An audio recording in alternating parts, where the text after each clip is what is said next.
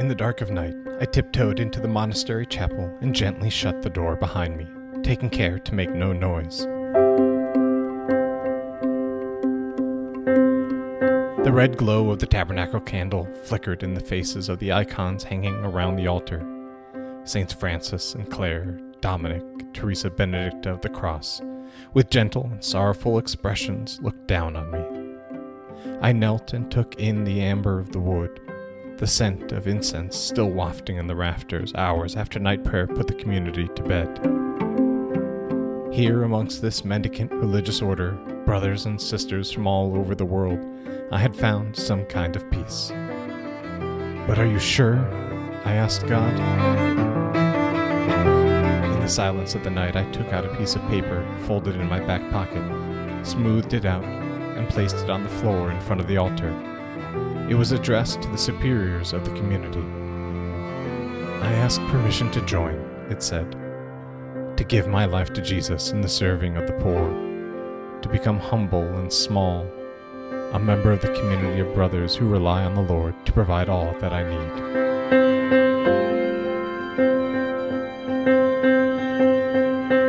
So I sold my belongings, made the travel arrangements to move to the community's mother house in France, and said goodbye to friends and family, not knowing if or when I might see them again. All I knew was that I was following God, wherever that might lead. It didn't take long, though, to realize I had made a mistake. The first night in France, I sat in my cell and could suddenly see clearly what had remained hidden to me for years. I hadn't sold my belongings and said goodbye to everyone I loved because I was following God. I did it because I was running away. I was scared. Somehow, in all the heartfelt prayers and announcements and planning, I had missed it. Running away from my sexuality, from my past, from my place in the world and this pilgrim church. It felt as if the plot twist in a thriller movie had suddenly been foisted upon my own life. Everything heading in one direction, only to find out all along it had been going in another, and I was left trying to piece things back together. If I hadn't been following God to get here, then where the hell was God?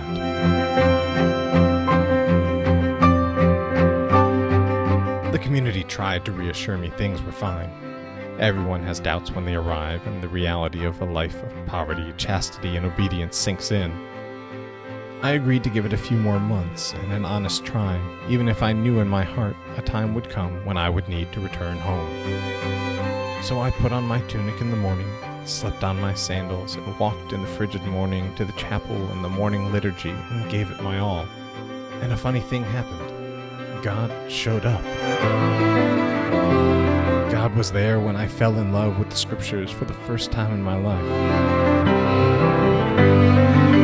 God was there when I hitchhiked with the brothers across southern France. God was there in the chants and the songs and the reflections of the liturgy. God was there in those winter sunsets and the way the lambs on the neighboring farm would baa and ramble over the hills in search for fresh grass. God was there in the laughter and in the silence and in the growing intuition as the months rolled on that my time there was coming to a close.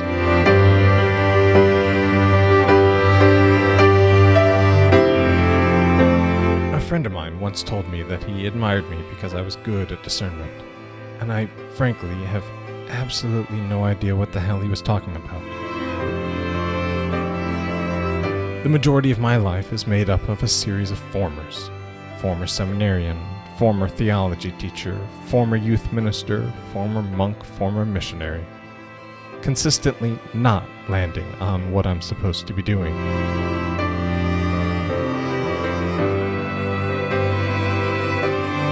But maybe God is harder to pin down than that. Always one step ahead of you and at the same time, always right where you are at.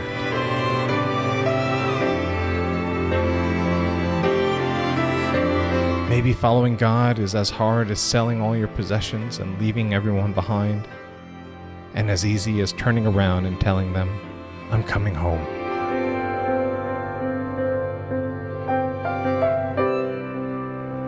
Welcome to Tabard Inn, everybody.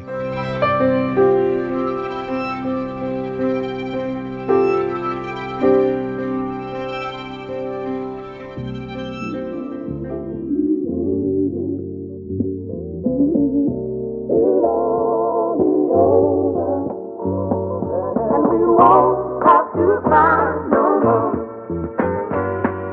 And we won't have to cry no more. That story was by Vine and Fig co-founder and my fiance, Pat Gothman. Welcome to Tabard Inn, y'all, a weekly podcast about the stories we tell and the events we discuss while on pilgrimage with queer Catholics. I'm Jacob Flores, a recent convert to this beautiful centuries-old church, but I'm not going to throw away your wooden statues and into a river like a child because I don't like it, or you. Okay, good. I mean, high standards. And I'm his fiance, Pat Gothman. I was raised in the church, and I updated the Tabard Inn logo to be a drawing of old me from my days as a monk, which you heard about in that story. So it's kind of the updated version of the Friar's Tale. Can we, are you going to do your hairstyle that way too? Oh yeah, get some tonsure and shave everything off. No, I never had to do that, but the order I was in, they shaved their faces, which is kind of like... Eyebrows too? No, we kept the eyebrows. We shaved our faces, which was different for a lot of other monks and friars out there. Yeah. There you go. So, Jacob, what do we got on the podcast today? Okay, so up first, we'll take a look at Chick-fil-A announcing it will no longer donate to two anti-LGBTQ organizations, the U.S. bishops meeting and deciding not to back up Pope Francis, Pope Francis announcing that the catechism will be updated to include ecological sins, and the gay penguins at a Dutch zoo who stole an egg from a straight couple and are now raising it as their own. All right, well, on the heels of getting its butt kicked in the spicy chicken sandwich wars by Popeyes, fast food chain Chick-fil-A has announced that starting in 2020, it will only donate to a small group of organizations, which will not include the Salvation Army or Fellowship of Christian Athletes, both of which have non-affirming views on homosexuality and which were part of a backlash against Chick-fil-A in recent years. Going forward, the company says will only donate to organizations that focus on education, homelessness, and hunger. So I remember when Chick-fil-A started gaining notoriety, and I might have been late to it, but it was when I was in college several years ago, and I would have gay friends that would tell me, don't become a patron there. Like, Okay, so just avoid it altogether. Yeah, avoid it altogether because they donate to anti-gay causes. Yeah. And at the time, I didn't dig into it. I didn't think about it. And I never really wanted to go to Chick-fil-A anyways. And it was usually always a necessity because that was the only place to go nearby. After that, I just didn't think about it. But it keeps popping up. And then I saw that they were donating to the Salvation Army. And the Salvation Army was an organization that when I was maybe 18, 19, I had friends that were like, don't donate to those guys that are standing on the corners. Right. Especially the Santa Clauses that are usually Which out. seems like a really a good cause. It's something that everybody kind of like appreciates on the holidays and everything. But like if you're listening to the queer community, which I wasn't in college certainly, but I know that it's something that I'm sure you were hearing more of is like, especially in Seattle. Wow, like that group. There's other things that money goes towards Exactly. as well. And so I just took their word for it, and I never actually knew or found out what exactly they were donating to or doing that was anti-queer or anti-LGBTQ. Sure. So I just, went along with it. I towed the line. Now I'm seeing gay homeless people writing in and saying, and they're legitimate, not, hired folks online. Yeah. That are writing in and saying like, yeah, we get that they might not be affirming for gay folk out there, but they didn't turn me away knowing that I was gay, knowing that I was trans. They didn't turn me away from the shelter. They gave me everything I needed to get back on my feet. And here I am thriving, and I never had an issue. And I know there might be other stories that may be on the other side of the spectrum or had a different experience than that. I haven't heard them. So it's tough for me to easily just rule out the Salvation Army. Right. When they're doing a lot of good work out there. Yeah, definitely. So, and this is me being naive, and I haven't dug into it yet. So I'm not gonna say that I fully support them and go keep donating. Keep donating. Army, but it puts you in a weird situation because they're helping the homeless out. They're doing a lot of good work, but then there's this other dark side, right? Which I don't know what the Salvation Army does. That is anti-gay. Yeah, I think it's a lot of, my understanding is it's their overall teaching. So it's like, I mean, they are an actual church. So it's like what is being preached. And then obviously I'm sure it has an impact on some of their ministries. I don't know. Like it's interesting when you kind of zoom out to the Chick-fil-A in general. About a month ago, it kind of blew up on social media of they are like that Chick-fil-A specifically is donating to ministries in Uganda that are promoting a anti-gay law that calls for the death penalty for gay folks and for anybody who's assumed of being homosexual in any way or caught in any homosexual acts. And I remember that being like a moment for me where even I was like, wow, okay, like for sure, maybe even in moments where I'm like, I've got nothing else to eat, like don't go to Chick-fil-A. Like if they're donating to that level, that's like just up. Yeah, fuck them, and I would rather skip a meal. Okay. See, that's my, I guess, my privilege of not seeing the downstream effects of what these people are advocating for. Yeah. And I will say, like, I started digging in, like when this Chick-fil-A announcement came out, I started looking it up on, Snopes and PolitiFact and stuff like that. And it turns out it's a little more complicated. Basically, there's another nonprofit that the Chick-fil-A founders, who are now dead, they started this nonprofit.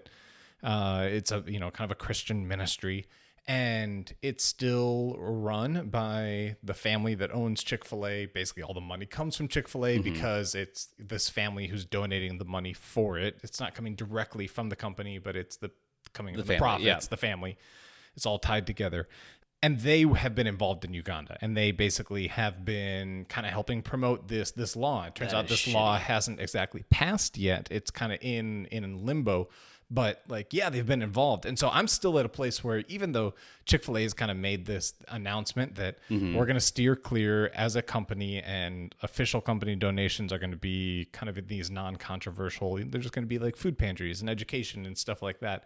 But you can't hide behind that dual identity of like, this is who I am outside of Chick-fil-A, right? And I'm donating to the deaths of gay folk in Uganda. That the actual profits of the company, it's all connected. Once the check clears to the family, this is where it's going to go now. Now that's, so I'm still I'm still down on. No, that's a hard no for me. That I had no idea. Yeah, and I mean, and it's tough too, because companies can put a facade, and it's that whole debate of like, are companies people? And I'm not one to get really involved in boycotting companies over the donations that they make. Like, I remember growing up in like the suburbs of Dallas, like a lot of folks I knew did not go to Starbucks because they donated to pro-gay causes. Yeah. Like, that was a big reason that they would just they were happy to help out the independent, coffee shop and avoid Starbucks only for that issue. And it's kind of exhausting, the back and forth, right? Of who folks are boycotting just because of the good that they're trying to do. But man, when you're out there pushing for pro death penalty over, that's like a whole nother level to me. And I'm very happy to tell people please do not go there. And the fact that that's not even widely known. Yeah, I don't understand how it's not a bigger thing. And yes, when you dig in, it's a little murkier, it's a little complicated. I'm sure in a 3-minute news segment, that's hard to fully explain. Yeah. But on the nightly news, maybe they could do a little more. One of these. The U.S. bishops at their annual meeting in Baltimore discussed an update to their 12-year-old document on forming consciences before voting, as 2020 is a major election year. Following the lead of Pope Francis, the bishops considered dropping language in the guide that listed abortion as the preeminent issue when it comes to voting. The bishops, however, decided not to change the language to include other life issues such as poverty and immigration, human trafficking, the environment, and the death penalty. All right, so the U.S. bishops have consistently shown that they are more interested in influencing politics than in actually like walking with the flock on these issues and actually helping people out. Like I remember when this document first came out 12 years ago, it was very well understood that if you are going to be voting like the number one issue that everything is going to come underneath is the abortion issue. And so therefore you have to pick the politician that is the most pro-life, and then everything else is totally secondary to that. And like there was a lot of pushback to it then, and there's been even more so now, especially coming from the leadership of the church in Pope Francis and even other U.S. bishops. Like it's just that they weren't able to get a consensus on this to get a vote in order to pass this language. But like at the end of the day, like this is why we have Trump, is because we've got enough U.S. bishops who care about this issue above all else, and they're able to like give permission to this majority of white Catholics who did vote for Trump to just overlook all the other things that Trump does, even if it's stuff that they kind of secretly like about him. Like if he just overturns Roe v. Wade, or if he at least, makes a show at making it harder to get an abortion, then like for them, everything is fine. And they can overlook it because this is the preeminent issue and no other issue really matters in comparison. The only issue. Yeah. And it's getting kind of old. It a single issue thing. It's getting very old. Agreed. This article left me feeling a little deflated. Not because of the reporter or their writing. Mm-hmm. Just the outcome of the meeting left me feeling like here we still are fighting within the church to focus on one thing when there's a myriad of other things that I would say are pretty pressing. Right. Absolutely. And I feel like the abortion topic, not that I don't care about life in the womb, I feel like the abortion topic is an easy pass for a lot of conservative Catholics to just focus on that, and then they feel like they've done their service. Yeah, check your box and say, I'm in fact a very good Catholic, and because I voted on this one issue, mm-hmm. I am a, like this document is called Faithful Citizenship. Like that's mm-hmm. this voter guide, and it's this idea that like basically as long as you're voting on this issue, according to what the bishop said, like you've got a fully formed conscience, you're good, you're Catholic. Yeah, and that for me is the really exhausting thing. Like it doesn't look at what are some of the underlying issues when it comes to the what are the circumstances under which a woman or a family starts to turn to abortion as an option. Like why is there no access to contraception, childcare, increased wages, workers' rights, all that stuff? Like none of those things are being brought as pro-life issues. It's just a matter of how quickly can we outlaw it, and how difficult can we make it to obtain an abortion? Yeah, issues of equity is start looking outside of abortion, and you'll start seeing a shit ton of other issues that really are, like I said, pressing. Yeah, I mean the opioid crisis, homelessness, which they did mention. Diversity in the church is also, I feel like, a really huge thing. Mm-hmm. But that's nothing to vote on for the political season. Sure. But I mean, yeah, and other things that they can be focusing on, like not touching little kids, and accountability. Accountability, yeah. Transparency too is a huge thing that I think they should focus on. It's exhausting. It's exhausting to see these Catholics be tone deaf to all the issues in society that are happening, just because it doesn't affect them personally. And it's exhausting as, I guess I would consider myself a more progressive Catholic, but like to know that there are so many other important issues that are actually Catholic out there that are getting swept aside and swept under the rug because this is the preeminent issue. And mm-hmm. that there are so many Catholics who disagree. They think they can ignore these other issues because they do care about this one issue so much. And that for me is really frustrating, to just see these deeply Catholic issues and instincts around morality get just tossed aside. So would you say that the U.S. bishops are like boomers, out of touch with what the young people in the lay, what their flock want and need? I think it's clear that the majority of them are boomers. But also like, there is that mentality of unwilling to listen and not caring about how it, like, what are these effects on future generations, not just how is it affecting me and white Catholics. Yeah, I don't know. It's exhausting. It's not like the whole issue that they were voting on is forming consciences, and that is like this telling folks that you have this one issue that you must vote on this way. Like, that's not forming anybody's conscience. That's just simply telling them you have to do it this way. Move on.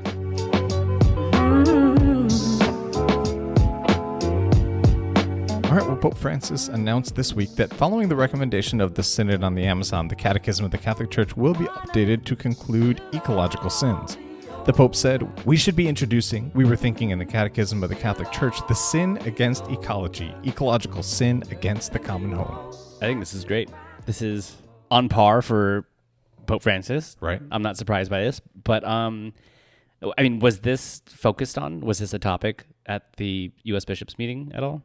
I think was it brought up? It was brought up, but it was not. It certainly wasn't added to the forming consciences, faithful citizenship document as far as something Catholics need to be voting on. For example, it's not something that they're taking very seriously. Listen, I'm all for saving lives, womb to tomb, but I feel like if we ignore these ecological sins, we're all going to be struggling to stay alive. Yeah, absolutely. It is a life and death issue. Yeah, and so I don't understand why this is kind of a new thing, but I'm better late than never. Yeah, I will say, like, the Catechism does make passing reference to us being good stewards of the earth, but as I can surely attest, how other folks in like the parish that I grew up in, how they interpret that is just the idea of like, yeah, we're in charge, so we get to do with it how we want. And as long as there's not like Exxon Valdez oil spills going on, therefore we are good stewards. I guess even while the U.S. bishops are continuing to disappoint, like at least Pope Francis is doing the good work out there. Like the Catechism is where the majority of at least conservative U.S. Catholics get their list of kind of like official sins from. So I hope that they take this a little more seriously. I'm kind of skeptical that even if it makes it into the next edition of the Catechism, that they're going to sit up and suddenly, totally take notice. But I don't know, maybe if they hear it more regularly from the pulpit, maybe if they start to hear it from their kids who are hearing about it in catechism class, like there will be a sense of this is real and this is Catholic, and it's always been Catholic, but it's definitely Catholic now. So it's time to get with it. Or I don't know, maybe they'll continue to ignore it.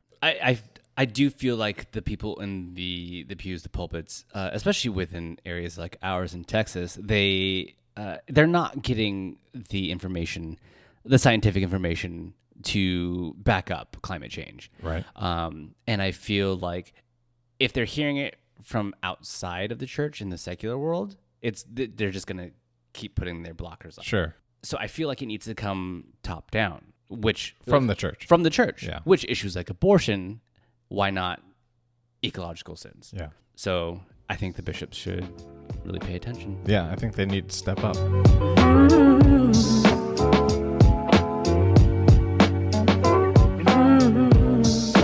Okay, Pat. So a pair of penguins in a zoo in the Netherlands stole another couple's egg while they weren't paying attention, and they've kept it to raise as their own. The penguins are a gay couple, 2 males, very in love, and they are now actively taking turns keeping the egg warm. The couple who had their egg stolen have actually been able to produce another one, so I think they'll be okay. Wow. So, I will admit, at first when I saw this story kind of making the rounds, I was kind of, this is going to sound crazy, but I was kind of mad at the gay penguins for like giving gay parents a bad look. Like a part of me was like, wow, are we that petty? Like, or just stealing another child? Just stealing children now?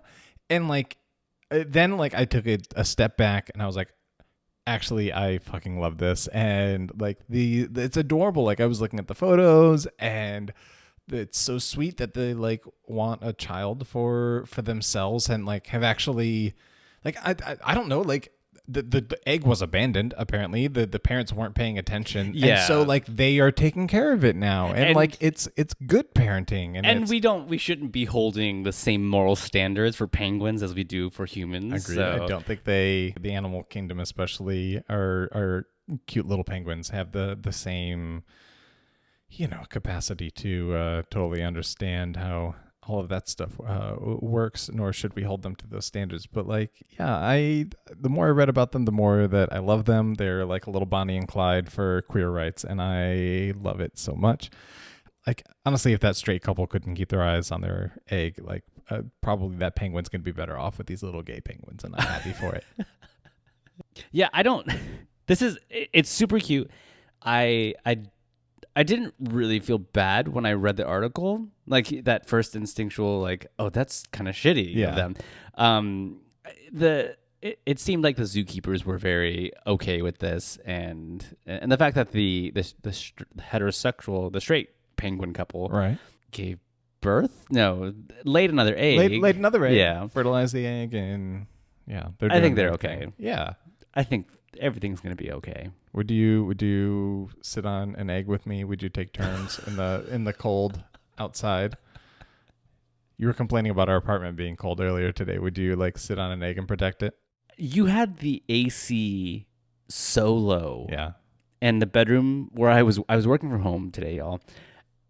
The bedroom is smaller. He has a giant living room and kitchen with the door wide open. So there's warm air coming in. I'm sitting underneath the vent, shivering. Okay, the question was, would you sit on an egg and keep the egg warm if it was cold?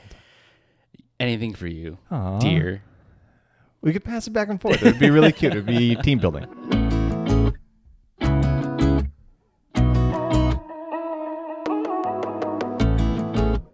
Okay, Daddy Penguin. So, who or what are you toasting this week? Well, I am toasting Michael O'Loughlin. He is a gay Catholic and the national correspondent for America Magazine, and he has a podcast launching called Plague, the Untold Stories of AIDS and the Catholic Church. It seems like it's going to be an amazing thing. He's been reporting on this and investigating what the Catholic Church's involvement to the AIDS crisis in the 80s and 90s was like, both stories of incredible compassion and some of these, nuns and these folks who were really active on the front lines of AIDS activism and hospice and all these kinds of things. And then also, of course, how the church was really difficult and really hurt a lot of queer folks in those times who were dying and in incredible suffering. So cheers to Michael O'Loughlin. Hopefully we can have him on Tabard Inn to tell us more about it. But until then, everyone go look it up and subscribe to Plague, the Untold Stories of AIDS and the Catholic Church. Yes, please do. And I haven't thought about who I was going to toast, but I'm going to bounce off of yours again this week. I'll do a toast to Michael O'Loughlin as well. But it got me thinking, didn't Michael O'Loughlin do a story on the sister who went to New York? Yep. I believe her name was Sister Carol from Illinois. Okay, sounds right. So Sister Carol is, I believe, from Illinois, and she moved to New York and essentially created a mission. Yeah, because she wanted to work with AIDS patients. Yeah, and this was at the height of the AIDS epidemic. Yeah, and so there's a lot of unknowns, and the fact that she just jumped in to the deep end without fear like the rest of society had, and served these individuals with care and love, is just so amazing. So cheers to her, Sister Carol. Yep. And cheers to Michael O'Loughlin. All right, y'all, that is it for us this week on Tabard Inn. Join us next week for a special Thanksgiving edition of Tabard Inn with special guest Patrick Weston. You can support the podcast by leaving a review on Apple Podcasts, and you can support us on Patreon at patreon.com/vineandfigco. One more thing. Yes. Even if you're not a part of the Vine and Fig community on Slack, if you want to submit a story for the opening of our podcast, feel free to do so. Yeah, reach out to us. Shoot us an email at vineandfigco@gmail.com or DM us anywhere on our Twitter or IG, and we'd love to talk to you about maybe sharing a little bit of your story. All right, thanks for listening, y'all. Bye, y'all.